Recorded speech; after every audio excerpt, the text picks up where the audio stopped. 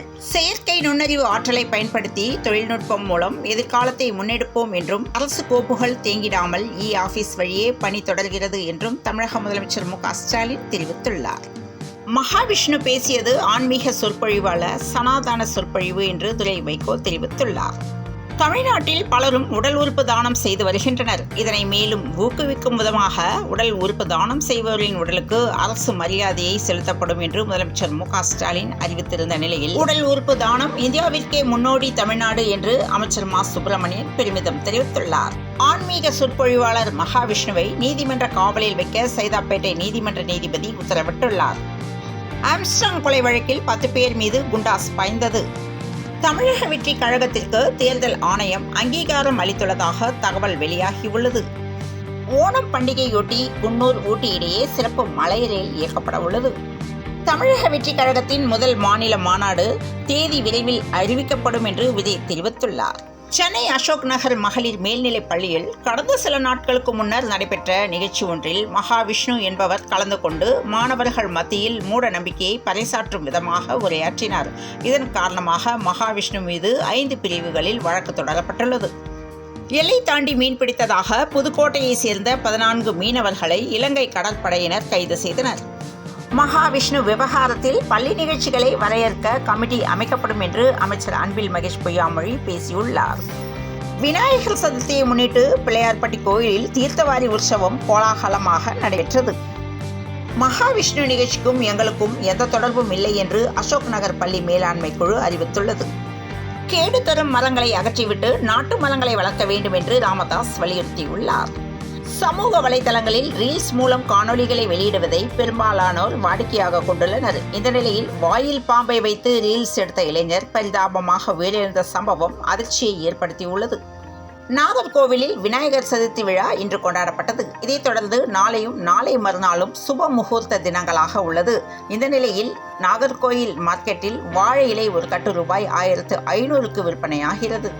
விநாயகர் சதுர்த்திக்கு முதலமைச்சர் வாழ்த்து கூற மறுப்பது இந்துக்களை அவமதிக்கும் செயல் என வானதி ஸ்ரீனிவாசன் தெரிவித்துள்ளார். வீண் விளம்பரங்களை கைவிட்டு முதலீட்டுக்கு உகந்த சூழலை தமிழகத்தில் உருவாக்க வேண்டும் என்று அன்புமணி ராமதாஸ் பேசியுள்ளார். தமிழகம் முழுவதும் இன்று விநாயகர் சதுர்த்தி கோலாகலமாக கொண்டாடப்பட்ட நிலையில் சென்னை புறநகர் பகுதிகளில் 2800 விநாயகர் சிலைகள் இன்று பூஜைக்காக வைக்கப்பட்டன.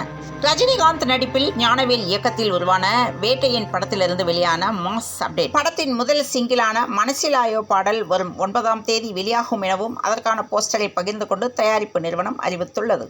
தூத்துக்குடி தருவைக்குளம் விசைப்படகு மீனவர்கள் உண்ணாவிரத போராட்டத்தில் அதிமுக பங்கேற்கும் என்று இபிஎஸ் தெரிவித்துள்ளார். ஈரோடு மாவட்ட மக்களின் முக்கிய குடிநீர் ஆதாரமாகவும் விவசாயிகளின் வாழ்வாதாரமாகவும் உள்ளது பவானிசாகர் அணை. இந்த நிலையில் பவானிசாகர் அணைக்கு நீர்வரத்து 6000 கனஅடியாக அதிகரித்துள்ளது.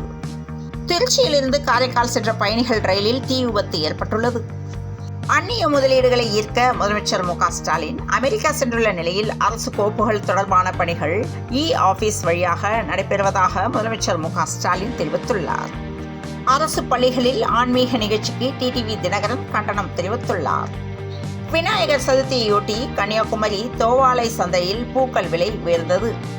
மதுரை மாவட்டம் மேலூரில் இருந்து நத்தம் செல்லும் ரோட்டில் பட்டூர் என்ற கிராமம் உள்ளது. இந்த நிலையில் பள்ளியின் கழிவறையை அங்கு படிக்கும் மாணவிகள் சுத்தம் செய்வது போன்ற வீடியோ ஒன்று வலைதளங்களில் வெளியாகியுள்ளது. சட்டம் தன் கடமையை செய்யும் என்று மகாவிஷ்ணு கைது குறித்த கேள்விக்கு அமைச்சர் அன்பில் மகேஷ் பதிலளித்துள்ளார்.